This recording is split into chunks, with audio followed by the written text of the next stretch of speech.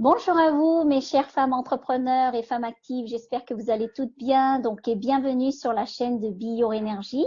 Donc, comme vous le savez, chaque mois, j'invite sur cette chaîne, une femme entrepreneur inspirante et qui nous partage son histoire, ses challenges et ses conseils aussi.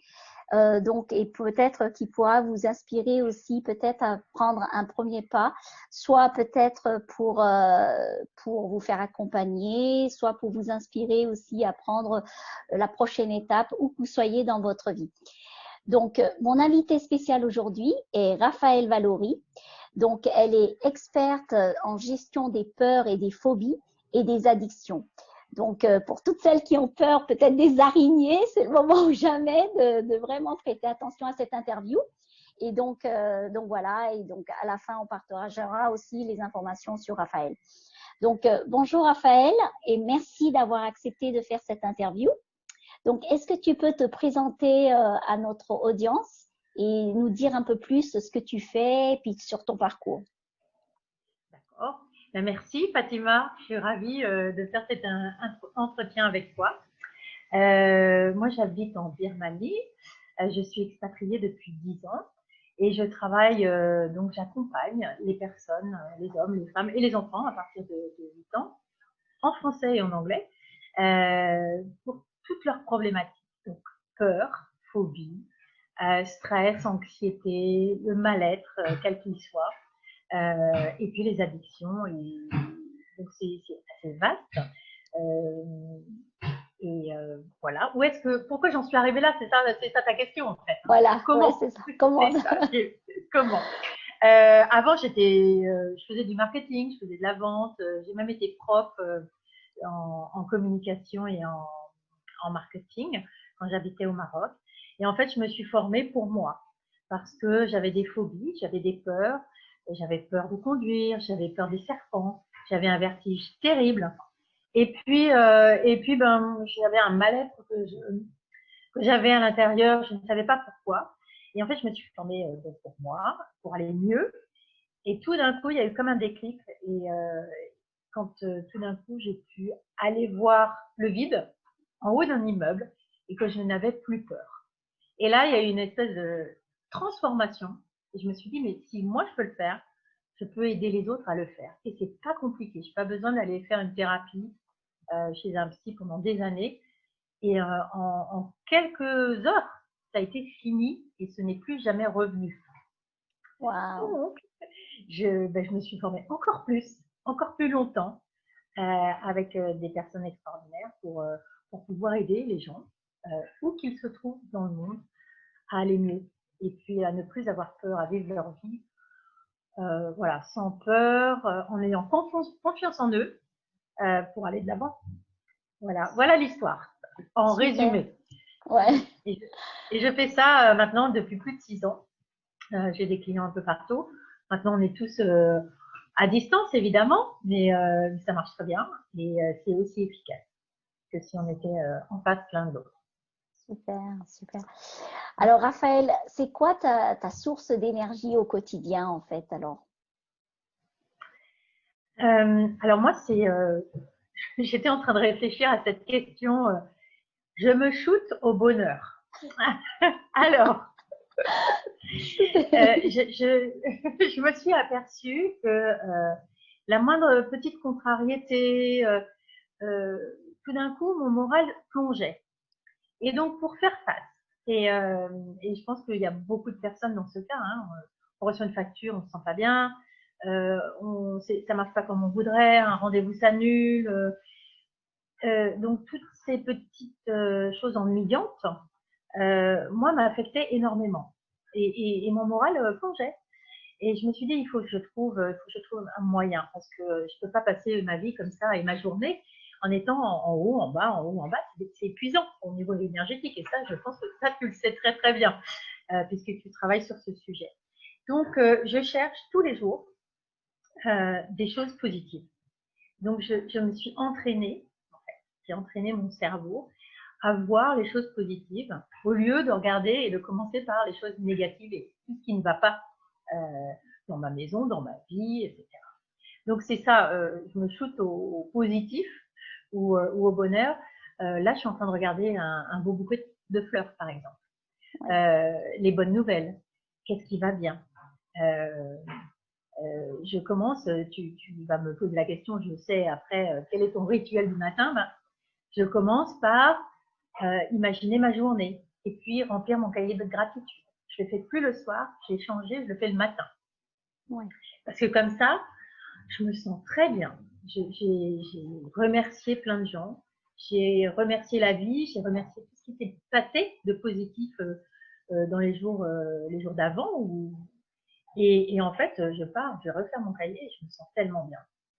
Donc c'est ça. Je me force, je prends l'habitude, c'est pas quelque chose qui est douloureux, hein, à regarder les choses positives pour être dans un état émotionnel positif et pouvoir aborder ma journée en ayant le moins d'impact, en donnant le moins de pouvoir possible aux petites choses qui sont négatives. Ouais. Voilà. Ouais, super. Je sais pas si c'est clair.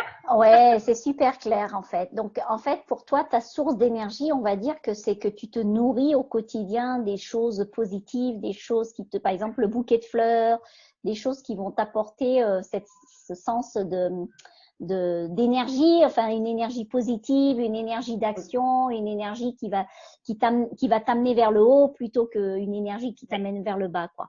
Donc c'est vraiment pour toi, c'est ça en fait. D'accord. Et donc ton rituel du matin, donc tu m'as dit, c'est donc c'est être toujours dans la gratitude, être vraiment remercier la vie pour ce que tu as, donc où est-ce que tu es, hein, c'est ça, hein? Oui, ça fait baisser mon stress. Et puis, quelquefois, je commence par aller courir, ou alors on finit par aller courir, je finis la journée peut-être. Je suis nulle en course, hein, alors nulle, j'avance comme une tortue, il faut le savoir, donc, mais c'est pas grave. Je me dis, j'ai changé ça, c'est vraiment parce qu'on est en deuxième confinement maintenant en Birmanie, et mon mari dit, allez, on y va, hein. Donc, et je me suis même surprise à y aller seule, ce qui ne me serait jamais arrivé avant, donc je me dis que il y a des bons. Donc, confinement 2, je bouge plus. Je fais, voilà, et quand je reviens, je sais que c'est dur. Je vais aller lentement, je vais m'arrêter, je vais repartir. Et quand je reviens, je me sens bien. Donc, voilà, il y a des choses comme ça. Il faut se sentir bien dans sa peau, dans sa tête, dans ses émotions, dans son corps. En fait, tout est relié pour pouvoir être plus performant, pour pouvoir avoir envie d'y aller, de se battre, d'oser, et de faire des choses. Et pour moi, je travaille ça le plus possible. Il y a des jours où ça marche pas. Eh bien, je me dis, ben, ça marche pas aujourd'hui, donc il faut que je lise. Et en fait, je coupe le reste des activités de la journée, je les réduis. Je vais faire des courses ou je range. Parce que quand on range son bureau ou sa maison, on range sa tête. Ouais. Super, ah, j'adore, j'adore, j'adore. Et alors, je sais que dans ton parcours, dans ton chemin, est-ce que tu as rencontré des difficultés en tant que femme entrepreneur? J'imagine que oui, j'en suis sûre. Euh, Quelles sont ces difficultés que tu as rencontrées dans ton quotidien? Alors, il y en a plusieurs. Et la première, la plus importante, c'est que je n'y croyais pas moi-même. Et j'ai eu cette prise de conscience lors d'un exercice de FT parce que je me faisais accompagner. Et je voulais absolument que mon mari croie dans mon projet. Et j'avais lancé une entreprise déjà quand j'étais au Maroc. Ça avait bien marché, mais on était parti, donc j'avais dû fermer mon entreprise en partant en Birmanie. Donc j'avais tardé à me remettre au travail, j'avais fait autre chose, j'avais pris un autre boulot. Bon. Et en fait, j'y croyais pas, moi. Je ne pensais pas que je pouvais réussir, performer, avoir des clients et puis demander de l'argent. C'était la deuxième difficulté. Me faire payer parce que généralement, voilà, généreusement, je donnais, mais j'avais du mal à demander de l'argent pour mes prestations. Donc, il a fallu travailler tout ça, évidemment. Ouais. Donc, des vraies difficultés. Et je suis sûre qu'il y a plein d'autres femmes entrepreneurs qui nous écoutent Oui, qui ont les mêmes difficultés. c'est Mais sûr. ça surmonte. Ça surmonte. Par contre, il ne faut pas rester seul, il faut se faire accompagner. On va Ouais. plus vite. On va plus vite. Moi, j'ai gagné énormément de temps à me faire accompagner.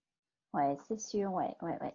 Et en fait, ce que tu soulignes, tu sais, donc la confiance en soi, là, d'y croire à son projet, je pense que ça, c'est super important parce que, en fait, il faut écouter cette petite graine qui est à l'intérieur. Si elle est là, déjà, c'est que vraiment, c'est que c'est là, c'est pas au hasard, en fait. C'est pas un hasard et qu'après, ben, en fait, plus on s'écoute et plus ça grandit et ça grandit et ça grandit. Et donc, la croyance, en fait, elle devient vraiment très, très forte. Et comme tu as dit, c'est surmontable. C'est pas quelque chose qui est, c'est pas une fin en soi. Donc, c'est vrai qu'on peut travailler ces étapes-là pour y arriver. Et puis après, ben, après, c'est fini, quoi. Une fois que c'est passé, ben, passe à autre chose, quoi. Les prochains Voilà, challenges, les prochains challenges. exactement.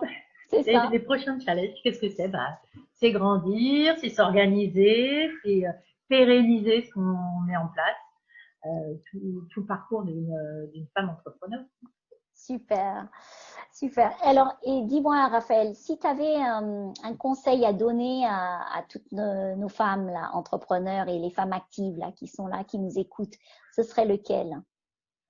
Ce serait de faire le point où elles en sont là aujourd'hui et de regarder ce qui bloque Ouais, pour pouvoir prendre une décision pour enlever ces blocages. Parce que et puis de ne pas rester seule pour faire ça. Parce que les blocages, ils sont là pour une raison, parce qu'on les a depuis notre enfance, parce qu'on pense que c'est comme ça qu'il faut avancer, et puis ça marche pas. Et donc, quand ça marche pas, ben, voilà, faut prendre le problème à bras le corps finalement. Ok, ça ne marche pas et je veux que ça marche. Comment je fais? Est-ce que je peux y arriver seule? Oui ou non? Et si je ne peux pas y arriver seule, qui peut m'aider? Donc, il y a des réseaux, hein, il y a des réseaux d'entrepreneurs, il y a des réseaux de coaching, il y a des gens qui peuvent vraiment faire sauter ces blocages facilement, que ce soit avec ce que tu fais, que je fais, et puis il y a d'autres personnes qui sont aussi très qualifiées. Il ne faut pas hésiter une seconde, à mon avis, enfin moi je dis ça parce que j'ai déjà plus de 50 ans et que j'ai plus de temps à perdre. Donc si voilà, je trouve les moyens financiers et en temps pour me faire aider parce que je sais que je fais gagner du temps.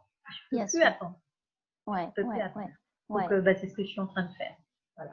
Waouh, C'est ça le super. conseil, ne pas rester seul et faire le point. Qu'est-ce qui vous bloque aujourd'hui et comment vous pouvez le surmonter. Ouais, Et c'est pas forcément une montagne à surmonter. On peut même faire le tout. Enfin, ouais, ouais, c'est ça, ouais, c'est ça. Et puis ça va tellement, c'est tellement plus. Moi, je trouve que, en fait, se faire accompagner, c'est tellement plus sympa aussi parce que on se sent plus seul. Et puis après, il y a une certaine dynamique. Et puis on a aussi d'autres solutions. Voilà. Donc, mais surtout, c'est ne pas hésiter à développer ce mécanisme de demander de l'aide, d'aller chercher de l'aide. Ça, ouais, c'est vraiment important, ça. ouais, Très, très bien. Alors, au niveau de ton travail, Raphaël, où oui, est-ce qu'on peut te oui. trouver? Moi, j'adore ce que tu fais. Moi, j'ai même participé à ton atelier donc, sur définir ses objectifs et j'ai adoré ça. Donc, où est-ce qu'on peut te trouver sur les réseaux? Donc, voilà, dis-nous tout. Très bien. Alors, on peut me trouver sur Facebook, ma page professionnelle, Raphaël Valory Martin. Hein, vous tapez, donc je pense que tu mettras le lien en Voilà, dessous de ouais. la vidéo. On peut me trouver sur LinkedIn également, Raphaël Valory Martin. J'ai un profil en français et en anglais.